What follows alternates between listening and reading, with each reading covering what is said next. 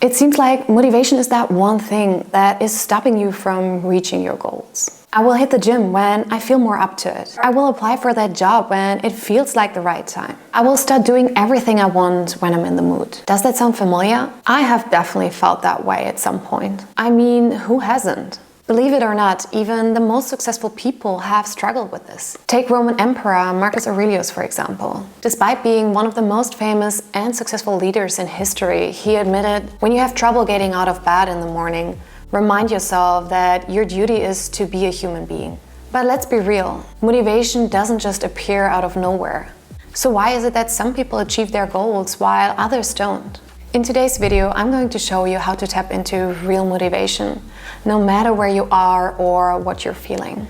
We often tell ourselves that we need to feel inspired before we can take action. We need to find something that really speaks to our heart, a passion that will naturally fuel our motivation. Once we discover it, we think the drive and energy to achieve our goals will magically appear. And it can be something as small as wanting to clean the dishes. You begin to weigh out if you should keep on watching Netflix and put off cleaning because you will probably be in the mood anyways after having finished the next episode. Surprisingly enough, once you finally get started on cleaning your dishes, you find yourself heading over to the living room to vacuuming the carpets, picking up your clothes from all kinds of furniture that act as a second closet, and eventually even mopping the entire apartment. And yes, I was speaking from experiences here. I think it is safe to say that we have all had these internal dialogues with ourselves during the day. Because somehow, every time our brain highlights a potential step forward to reach our goals, the desire to take the easy route just seems more appealing. But here's the kicker.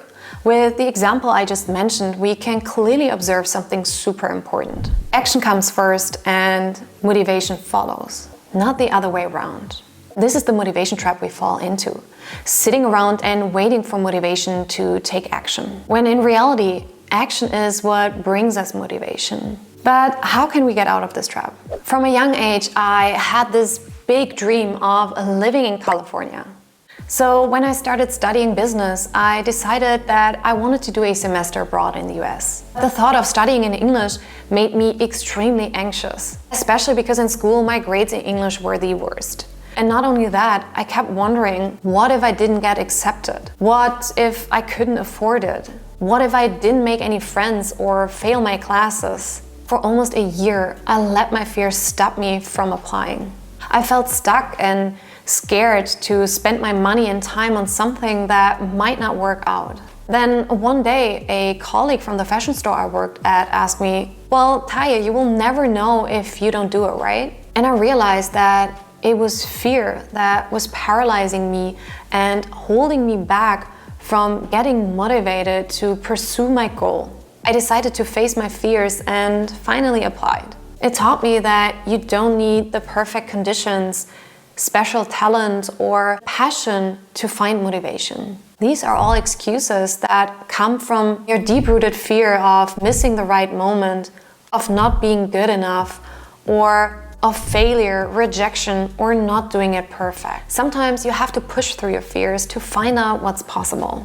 But there's more to motivation than overcoming your fears to break the cycle of procrastination, self-doubt, and lack of action. 6 years ago, I started my first job in tech sales. I had experience in fashion sales where I was used to helping customers face-to-face. But this new job had a major challenge: cold calling strangers. The thought of picking up the phone and selling to someone I had never met terrified me. When the time finally came for my first client call, I was a nervous wreck. My heart was racing and I was sure I would mess up. I dialed the number, and when the client answered, I somehow managed to get through the discovery questions from the sales framework. In my nervousness though, I actually forgot 2 key questions. But you know what? It didn't matter. The important thing was that I took that first step. I faced my fear, and once the call was over, I realized it wasn't as bad as I had imagined. That first step gave me the momentum to keep on going, and I eventually became one of the top performers in the company. Getting motivated is all about taking that first step.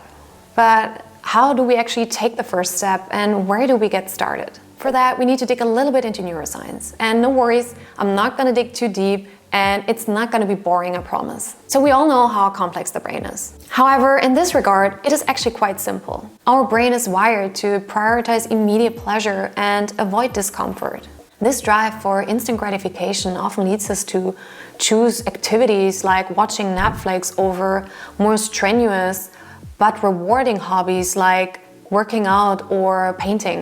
Netflix provides a quick hit of feel-good chemicals with minimal effort, whereas activities like exercise or creative work require more effort. However, they do offer greater long-term benefits. This principle also applies to projects or goals that at first glance just seem too big to master.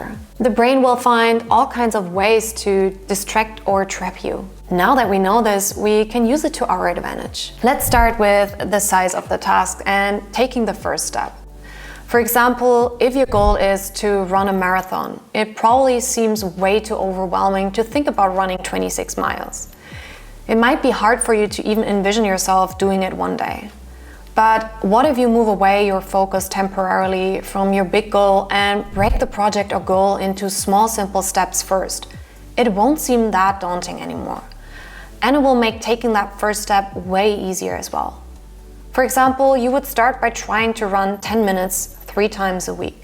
And once you have achieved that goal, you keep on progressing within the duration and/or frequency to reach the next. The brain seeks pleasure over discomfort. So instead of working against it, decide to work with it. You want to try to make your tasks as enjoyable as possible. Find ways to associate it with positive emotions to increase your motivation. Because if you can turn a boring task into something more rewarding, you're going to be far more likely to do it. That can be treating yourself to something nice. For example, watching the next episode of your favorite series after you have completed your workout. Embrace done is better than perfection. Because taking action, even when it's not perfect, can diminish fear and get you closer to your goal. These strategies work very well for short-term motivation, but over the long haul, you will need something that is a little bit more durable. For that to happen, it is important to understand that every goal you want to reach requires growth. And struggle and hard work are inevitable parts of that growth. It also comes with certain responsibilities. The responsibility to decide what are you willing to sacrifice. This is where adopting a growth mindset becomes crucial. It is the belief that your abilities can be developed through dedication, hard work, and learning from mistakes. It helps you embrace challenges, persist through obstacles, and see effort as a path to improvement. Unlike a fixed mindset where you think your abilities are set in stone, can't be improved, and mistakes are seen as a sign of personal failure. This can lead to an unwillingness to take risks or face challenges because the fear of not being enough is too big. With a growth mindset, you stay motivated and you will experience bursts of energies that push you forward. But there will also be days where staying consistent feels hard. One thing that has really helped me with consistency comes from the book Atomic Habits by James Clear.